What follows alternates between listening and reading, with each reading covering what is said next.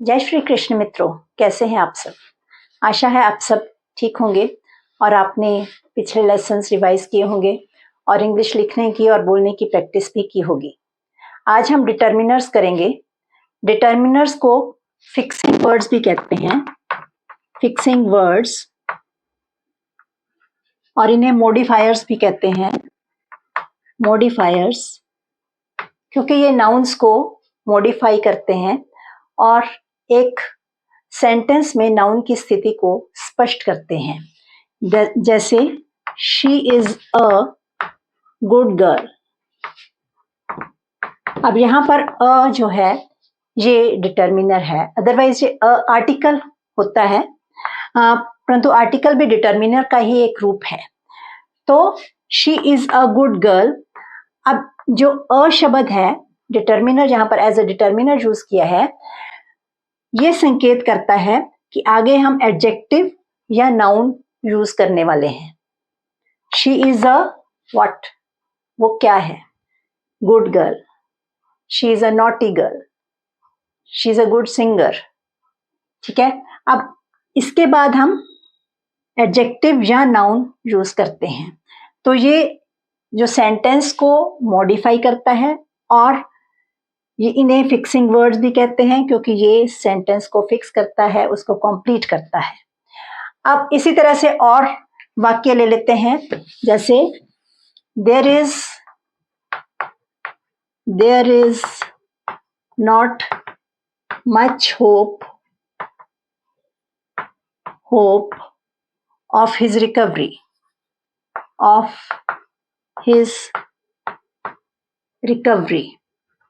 यानी उसकी ठीक होने की ज्यादा उम्मीद नहीं है। मच और हिज ये डिटर्मिनर्स हैं जो वाक्य को कंप्लीट कर रहे हैं और वाक्य का एक स्पष्ट मतलब निकाल रहे हैं। अगर हम ये डिटर्मिनर्स यूज ना करें तो इसका अर्थ स्पष्ट, इस सेंटेंस का अर्थ स्पष्ट नहीं होगा। इसी तरह से ये जो डिटर्मिनर्स होते हैं, ये इनकी कई टाइप्स होती हैं, कई काइंड्स होती हैं। जैसे सबसे पहले तो जो आर्टिकल्स होते हैं, जैसे मैंने पहले भी कहा, ये भी डिटर्मिनर्स का ही एक रूप है, और हमने आर्टिकल्स का एक अलग वीडियो भी है, उसमें हमने आर्टिकल्स डिस्कस किए हैं। ब्रीफ में हम फिर से थोड़ा डिस्कस कर लेते हैं। इंडेफिनिट आर्टिकल्स होते हैं, इंडेफिनिट आर्टिकल्स होते हैं ए और एन, जिसमें ए जो है ये कॉन्सोनेंट्स के साथ यूज होता है। ए को कॉन्सोनेंट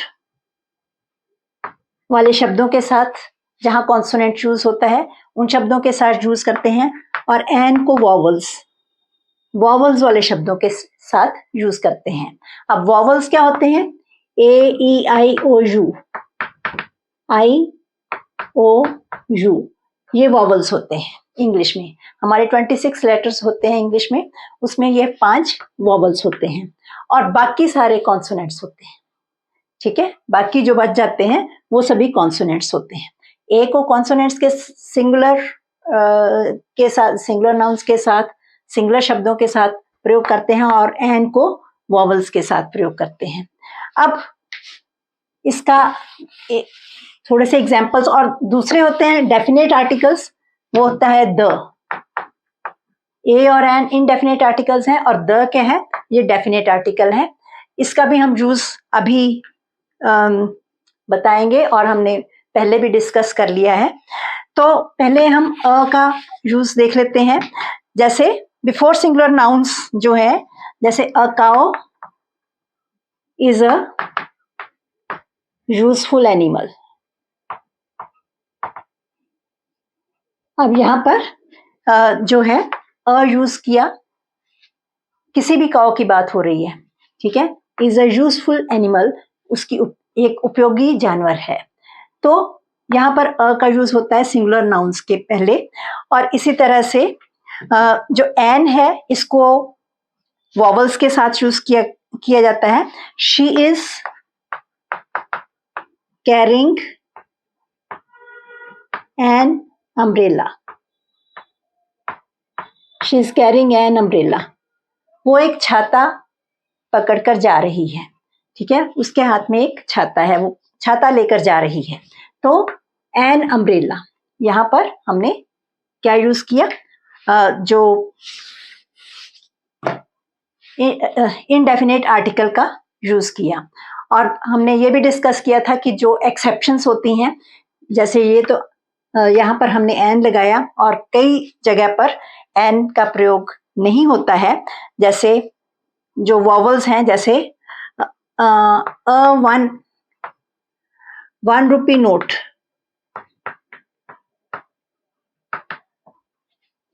वन रुपी नोट, यहाँ पर ये वॉवल है, परंतु यहाँ पर हमने अ का प्रयोग किया है।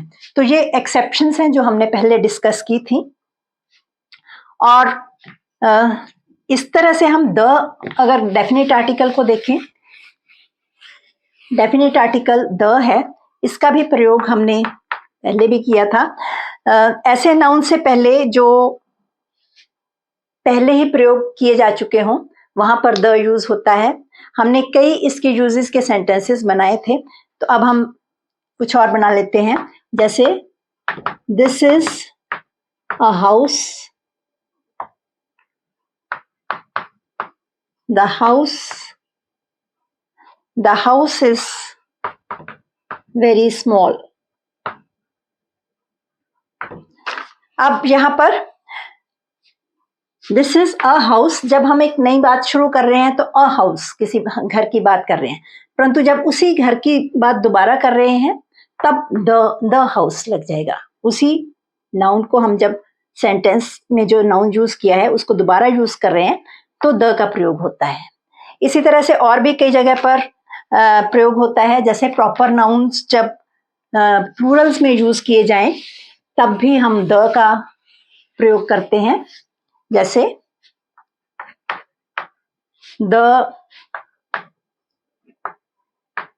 चोपड़ास, ये किसी कास्ट का नाम है और उनके बारे में बात कर रहे हैं, यानी they are very good people, the Chopras are very good people, कुछ भी कह सकते हैं। तो यहाँ पर प्रॉपर नाउन के साथ हमने जो द का प्रयोग किया। इसी तरह से द आप कुछ भी और ले सकते हैं। द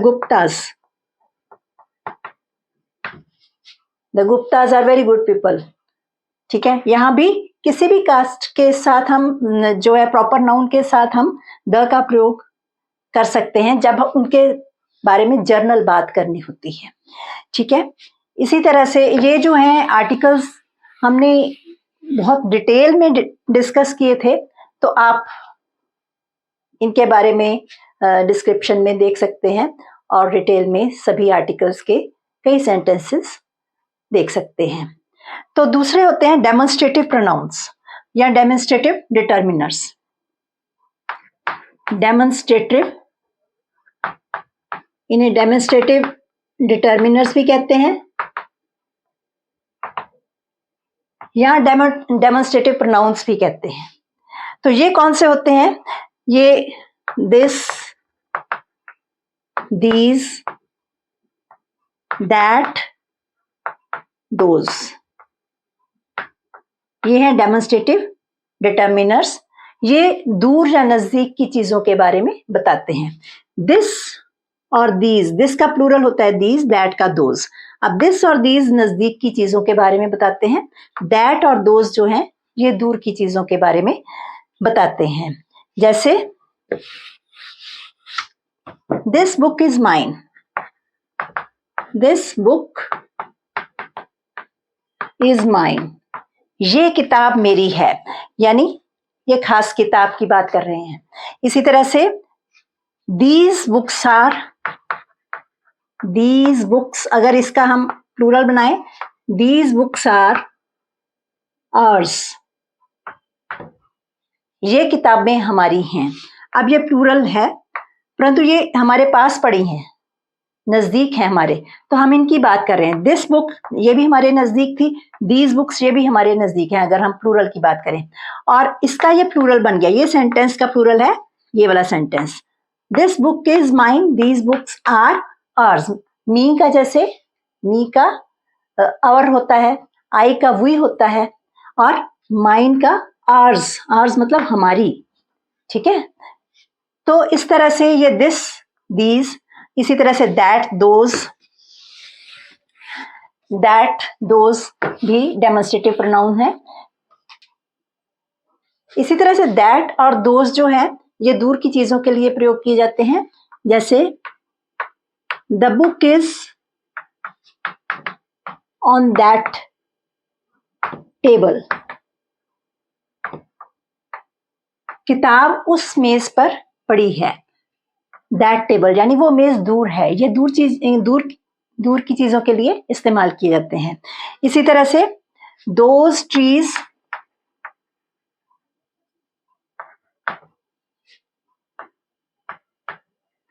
आर वेरी टॉल,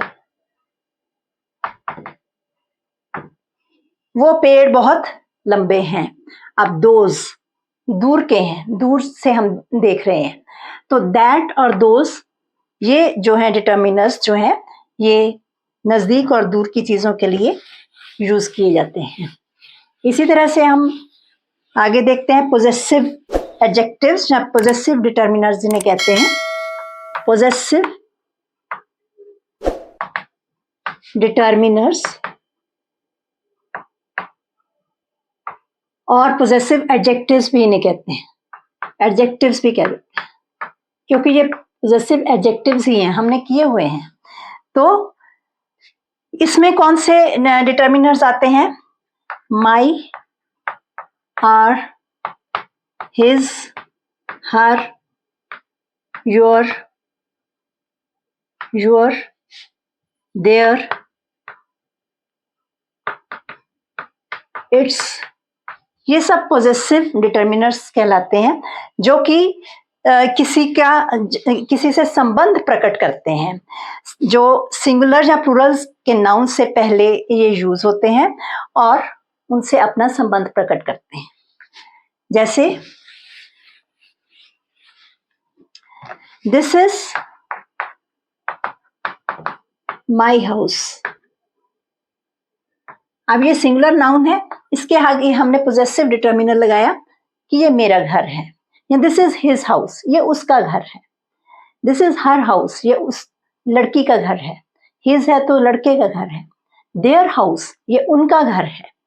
ये सब जो है पोजेसिव डिटर्मिनर्स हैं, जो कि इनका संबंध बताते हैं कि मेरा घर से क्या संबंध है, कि मेरा वहां पर अधिकार है, उसका उस घर पर अधिकार है, तो उसका घर है। तो ये होते हैं possessive determiners. This is my house, your book is very interesting, very interesting. आपकी किताब, अब योर बुक, आपकी किताब, ठीक है, बहुत इंटरेस्टिंग है, बहुत रुचिकर है। तो यहां पर ये योर क्या है, ये पोजेसिव डिटर्मिनर है, ये संबंध बता रहा है आपका उस किताब से कि ये किताब आपकी है। इसी तरह से कुछ भी आप और लिख सकते हैं। Our parents are coming today, आज हमारे पेरेंट्स आ रहे हैं। आर पेरेंट्स, हमारे parents. His parents are coming today, उसके पेरेंट्स आ रहे हैं। Her parents are coming, their parents are coming. यानी आप ये जो है ये पोजेसिव क्या है, डिटर्मिनर्स या पोजेसिव एडजेक्टिव्स होते हैं, जो कि सेंटेंस को जो संबंध बताते हैं किसी नाउन से किसी का, ठीक है। इसके बाद हम एडजेक्टिव्स ऑफ नंबर्स होते हैं, या इन्हें न्यूमेरिकल डिटर्मिनर्स भी कहते हैं। न्यूमेरिकल डिटर्मिनर्स,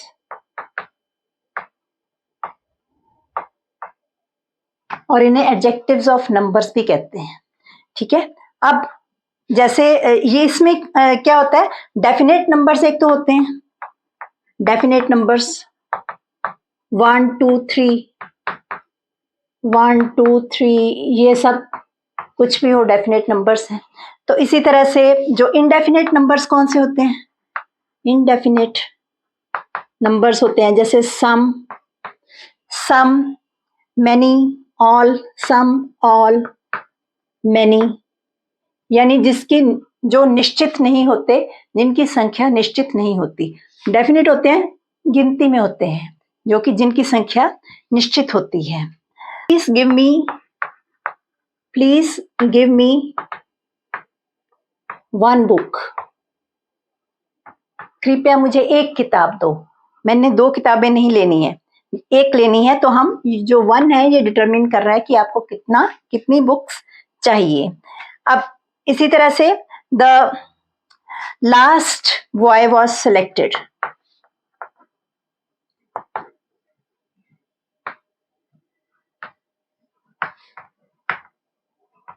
जो लास्ट बॉय था वहां पर वो सिलेक्ट हुआ। फर्स्ट बॉय भी कह सकते हैं, ये डेफिनेटली बता रहा है कि लास्ट कौन सा था और फर्स्ट कौन सा था। सेकंड भी कह सकते हैं, ठीक है। इस तरह से ये जो है न्यूमेरिकल डिटर्मिनर्स यूज किए जाते हैं। अब इनडेफिनेट न्यूमेरिकल जो डिटर्मिनर्स हैं जैसे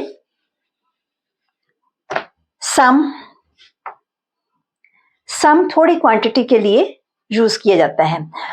मैनी, ऑल, ठीक है। इसी तरह से few, a few, the few, ये सब जो है ये इनडेफिनेट न्यूमेरिकल डिटर्मिनर्स हैं। सेवरल, ठीक है। इनकी यूजेस भी हम थोड़ा देख लेते हैं कि किस तरह से इनके सेंटेंसेस यूज किए जाते हैं। ऐसे ही many cows are grazing in the field,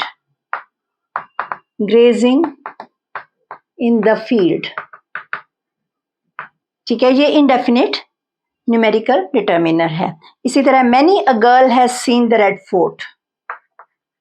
many a girl has seen the red fort. कई लड़कियों ने लाल किला देखा है। परंतु यहां पर जब मैनी अ यूज करते हैं, एक तो होता है मैनी काउज, ठीक है, परंतु मैनी अ यूज करते हैं तो यहां पर सिंगुलर नाउन होता है। मैनी के साथ हमने काउज प्लूरल यूज किया था। जब मैनी अ यूज करते हैं तो सिंगुलर होगा गर्ल, और साथ में जो हेल्पिंग वर्ब है वो भी सिंगुलर में आएगा, हैज सीन। यहां पर प्लूरल में आया था आर, इज नहीं लगाया था हमने, ठीक है। तो मैनी और मैनी ए में ये डिफरेंस होता है, ये हमें नोट करना चाहिए, ठीक है। इसी तरह से ऑल शब्द है, ये भी इंडेफिनिट न्यूमेरिकल डिटर्मिनर है। जैसे all the girls are absent today. आज सभी लड़कियां एब्सेंट हैं। अब इसमें हमने गिनती नहीं बताई कि कितनी लड़कियां एब्सेंट हैं, तो ये इनडेफिनिट है। इसी तरह से सेवरल, ठीक है, ये कुछ नंबर्स में होता है। जैसे सेवरल स्टूडेंट्स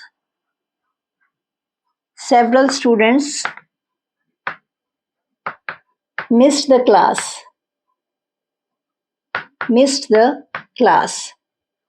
सेवरल स्टूडेंट्स का मतलब कुछ बच्चों ने क्लास मिस की। ये 3 4 या 5 तक हो सकते हैं, ठीक है। 4 5 इतनी संख्या में जो होते हैं, कुछ 5 6, मतलब यहाँ तक ही नंबर इनका होता है। कुछ बच्चों ने जो है क्लास मिस की। इसी तरह से डिस्ट्रीब्यूटिव न्यूमरल डिटर्मिनर्स होते हैं। डिस्ट्रीब्यूटिव डिटर्मिनर्स भी इन्हें कहते हैं।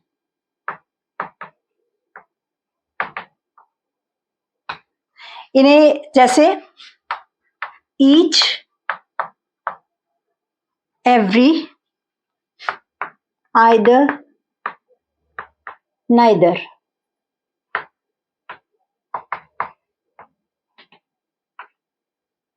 ईच एवरी, ये डिस्ट्रीब्यूटिव डिटर्मिनर्स भी इन्हें कहते हैं। जैसे each member of the staff is present, यानी स्टाफ का हर मेंबर प्रेजेंट है। अब इसमें एक बात होती है, जो ईच के साथ हम सिंगुलर नाउन लगाते हैं, मेंबर्स नहीं लगेगा, और जहां पर इज प्रेजेंट आर नहीं लगेगा, इनके साथ हम आर का प्रयोग नहीं करते। इसी तरह एवरीवन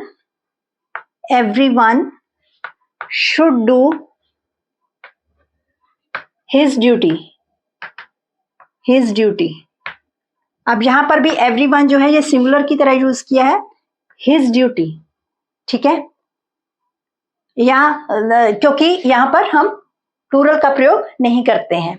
इसी तरह से आइदर कहां प्रयोग होता है? आइदर का प्रयोग जब दो चीजों में से एक की चॉइस करनी होती है तो आइदर का प्रयोग करते हैं। जैसे you can take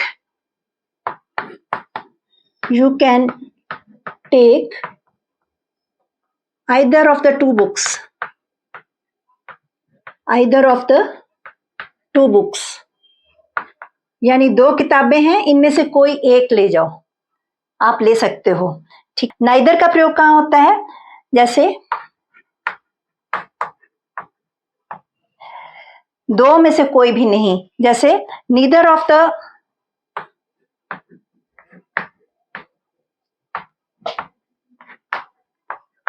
two boys is intelligent,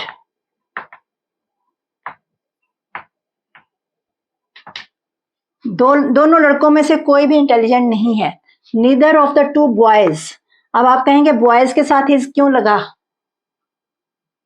boys जहां पर प्लूरल है, neither of the two boys, क्योंकि टू बॉयज की बात हो रही है, परंतु नीदर इन दोनों में से दोनों एक एक करके बता रहे हैं कि ना वो इंटेलिजेंट है ना वो इंटेलिजेंट है, तो सिंगुलर में हम यूज करेंगे हेल्पिंग वर्ब, प्लूरल में नहीं यूज करेंगे, ठीक है। इसी तरह से ईदर के साथ भी सिंगुलर में हेल्पिंग वर्ब यूज किया जाता है। क्वांटिटेटिव डिटर्मिनर्स हैं, जैसे some, any, much, more, a lot of. यहां पर जैसे सम का यूज होता है, I would have some milk, मैं कुछ दूध लूंगा। एनी, जो एनी है ये नेगेटिव सेंस में यूज किया जाता है या इंट्रोगेटिव के साथ यूज किया जाता है। एनी को नेगेटिव या इंट्रोगेटिव के साथ यूज करते हैं। I don't have any toy, I don't have any toy, मेरे पास कोई खिलौना नहीं है। Do you have any toy, do you have any toy, क्या आपके पास कोई खिलौना है? ये ज्यादातर कहाँ यूज होते हैं? नेगेटिव और इंट्रोगेटिव सेंटेंसेस के साथ एनी का यूज होता है, परंतु पॉजिटिव में भी कभी कभी इसका प्रयोग होता है। जैसे हार्डली, स्केर्सली, बेयरली, इन शब्दों के साथ एनी का प्रयोग होता है। जैसे he has hardly any money,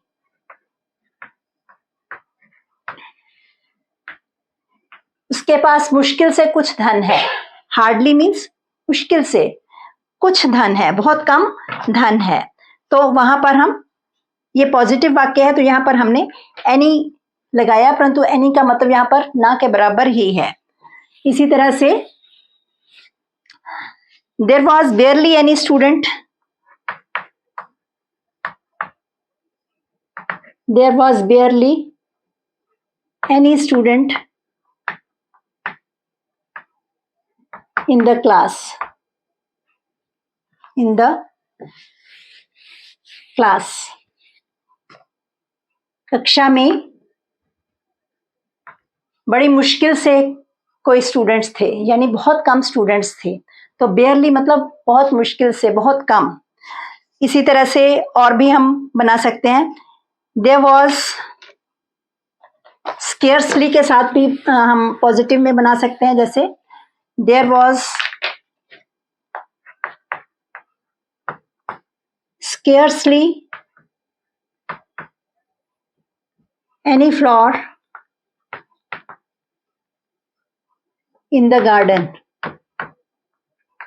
in the garden.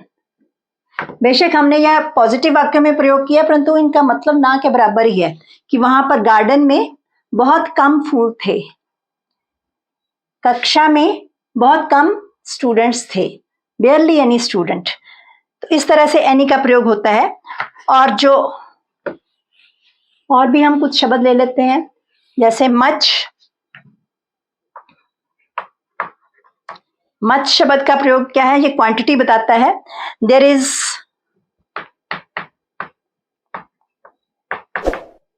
much water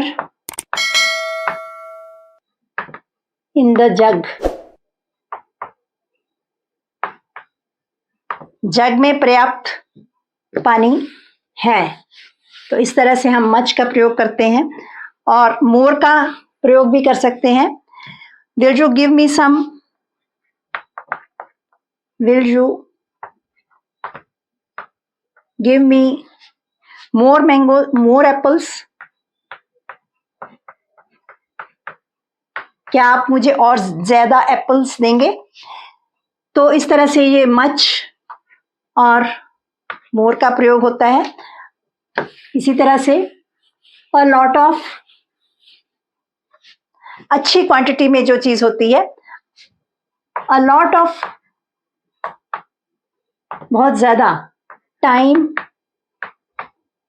was wasted, बहुत सा समय व्यर्थ हो गया। अ लॉट ऑफ, हमें ये पता होना चाहिए ये कैसे यूज करना है, और हमें छोटे छोटे सेंटेंसेस बनाकर हमें प्रैक्टिस करनी चाहिए। Consume a lot of petrol, ये कार्स में बहुत सा पेट्रोल लगता है। अब इसी तरह से मैनी शब्द है। मैनी शब्द का भी हम, मैनी का मतलब क्या होता है, बहुत ज्यादा। She has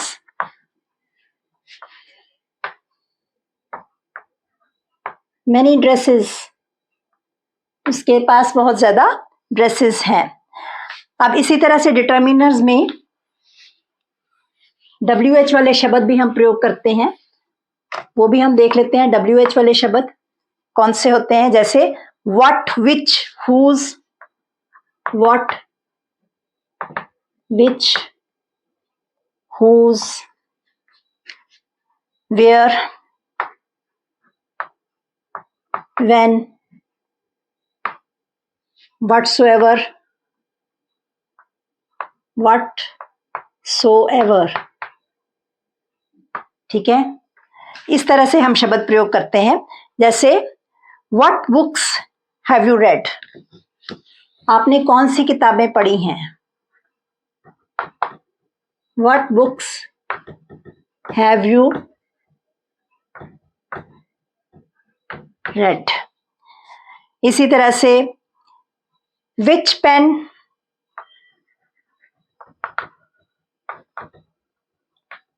do you like? आप कौन सा पेन पसंद करते हो। Whose children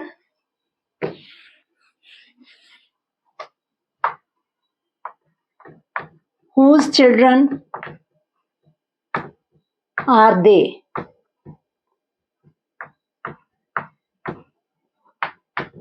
वो किसके बच्चे हैं। इस तरह से WH वाले जो शब्द है ये भी डिटर्मिनर्स में आते हैं। तो हमें इस तरह से जो सेंटेंसेस बनाकर देखने चाहिए। और भी कई बन सकते हैं। Do whatsoever you want, take whichever you like. ठीक है, हम ड्रेसेस दिखा रहे हैं, फिर हम कहते हैं टेक व्हिचएवर यू लाइक। तो इस तरह से हम इनके सेंटेंसेस बना सकते हैं। इनके लिखने की और बोलने की प्रैक्टिस भी कर सकते हैं। तो आज के लिए इतना ही। Thank you, stay blessed.